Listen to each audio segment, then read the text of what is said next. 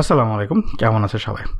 আমরা আজকে লেকচারে অর্থাৎ আমরা পেজ সেটআপ নিয়ে আমরা দিচ্ছি। এখানে আমরা যে জিনিসটা দেখব অর্থাৎ প্রিন্ট টাইটেলস। প্রিন্ট টাইটেলস নিয়ে আমাদের খুব সুন্দর সুন্দর আলোচনা করব আমরা এখন। এই প্রিন্ট টাইটেলসটা কী জিনিসটা আমরা সেটা আগে জানতে চাই।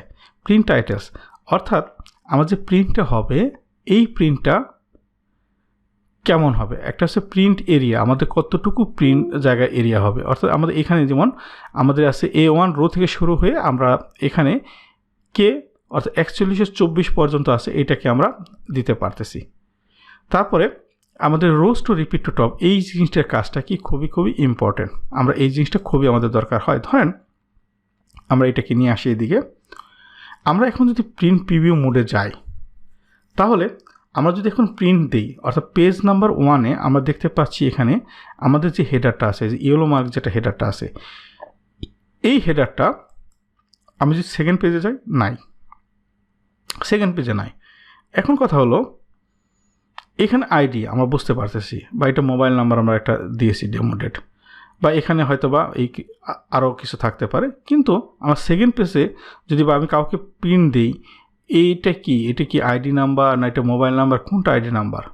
এই ডেট ফরম্যাটটা যদি এটা সে নর্মাল কোনো নাম্বার ফরম্যাটে থাকতো, অর্থাৎ আমার এই ডেট ফরম্যাটটা যদি আমাদের এখানে নাম্বার ফরম্যাটে যদি থাকতো, ধরেন আমরা এটাকে টোটালি নাম্বার ফরম্যাটে যদি করে দিই, নাম্বার ফরম্যাটে, এখন আমরা যদি এটাকে প্রিন্ট প্রিভিউতে যাই, আমরা এটাকে ফার্স্ট পেজে বুঝতে পারতেছি ক্রিয়েশন ডেট যাই হোক এটা নাম্বার ফরম্যাটে আছে, বাট সেকেন্ড পেজে আসলে কোনটা কি বুঝতে পারবো না। তাহলে আমরা এক্সেল যারা কম পারি তারা কি করব? এই সমস্যার সমাধান পাওয়ার জন্য যেহেতু আমার পেজ বেক প্রিভিউ আছে, আমরা কি করব, এখানে হয়তো একটা আমরা নতুন একটা রো ইনসার্ট করব। তারপরে আমরা কি করব, এটাকে কপি করে এখানে আমরা এই যে রো ইনসার্ট করেছি এখানে পেস্ট করব। আমরা যারা এক্সেল কম জানি তারা এটা করব। এখন যদি আমরা প্রিন্ট প্রিভিউতে দেই, তাহলে আমরা দেখতে পাচ্ছি আমার এটা ফার্স্ট পেজে আছে এবং সেকেন্ড পেজে আমাদের এটা আছে, কিন্তু আমাদের এখানে 184টা পেজের মতো আছে, তাই তো? আমরা একটু দেখি, যদি এখানে 182টা পেজের মতো আছে, এই 182টা পেজের মধ্যে যদি আমাদের এটা বারবার দিতে হয়, তাহলে কি অনেক সময় সাপেক্ষ এবং ভুল হওয়ার সম্ভাবনা বেশি। বাট এইটা যেহেতু আমাদের প্রিন্টের সময় এই অপশনটা লাগবে, প্রিন্টের সময় আমাদের এই অপশনটা লাগবে, অন্য সময় কিন্তু আমাদের এখানে না থাকলো, তাহলে আমরা এমন কি করতে পারি না যে আমরা যখন প্রিন্ট করবো পেজ 1 পেজ 2 প্রত্যেকটা হেডার অটোমেটিক চলে আসবে?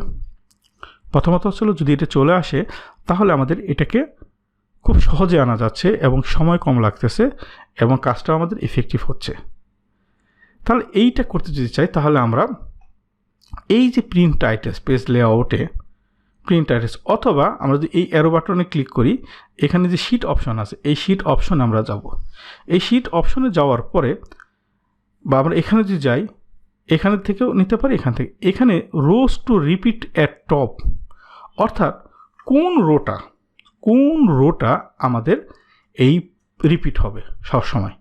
তাহলে আমরা যদি এই জায়গায় একটু দেখি, আমরা এই যে এখানে ক্লিক করে, অর্থাৎ অ্যারোটাকে আমরা যদি আবার দেখি একটু, এই অ্যারোটাকে ক্লিক করে আমরা চাচ্ছি যে এই যে রোটা অর্থাৎ 8 নম্বর যে রোটা আছে এই রোটা আমার রিপিট হবে। তাহলে কত নম্বর আমার দেখাচ্ছে, $সাইন দিয়ে এটাকে লক করে দিচ্ছে, 8 থেকে 8 এই রোটা আমাদের রিপিট হবে। আমরা যদি ইন্টার প্রেস করে আবার এই পর্যায়ে চলে আসলাম এইভাবে। এখন আমরা জাস্ট এখানে পেজ অর্ডার, আমরা এইটাকে টিক মার্ক বা চেক মার্ক আছে কিনা এটা আমরা চেক করব। দেন আমরা যদি ওকে দিই, এখন ওকে দিয়ে দিয়েছি। এখন যদি আমরা এখানে প্রিভিউ মোডে যাই Ctrl+P দ্বারা, আমরা এখন যদি পেজ 1-এ আসি, পেজ 2-তে যদি যাই আমরা দেখতে পাচ্ছি আছে, পেজ 3-তে যদি যাই আমরা আছে।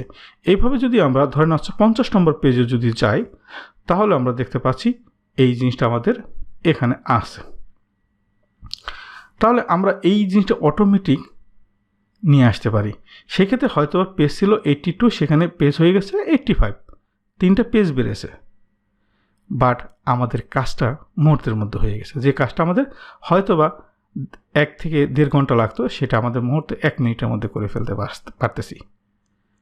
আশা করি বুঝতে পেরেছেন। Happy learning.